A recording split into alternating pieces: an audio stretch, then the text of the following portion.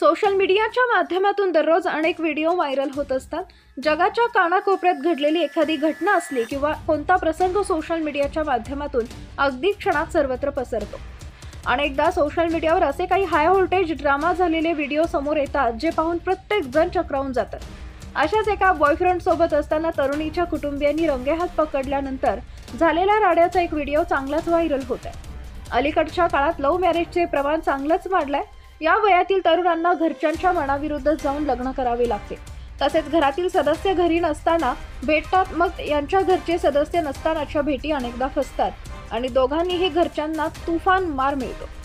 मात्र सोशल मीडियावर असे अनेक व्हिडिओ व्हायरल होतात। सध्या सोशल मीडियावर असाच एक व्हिडिओ जोरदार व्हायरल होत आहे।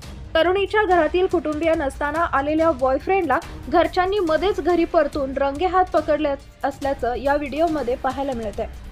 हा व्हायरल व्हिडिओ तरुणीच्या घरच्यांनी तरुणाला एका रूमच्या कोपऱ्यात उभं केलंय, तसेच त्याच्या हाताला एका कपड्याने बांधून ठेवलंय। त्यानंतर एक महिला या तरुणाच्या अंगावर जोरजोरात ओरडत असते। त्यानंतर ती तरुणाला हाताने आणि चपलेने मारण्यास सुरुवात करते।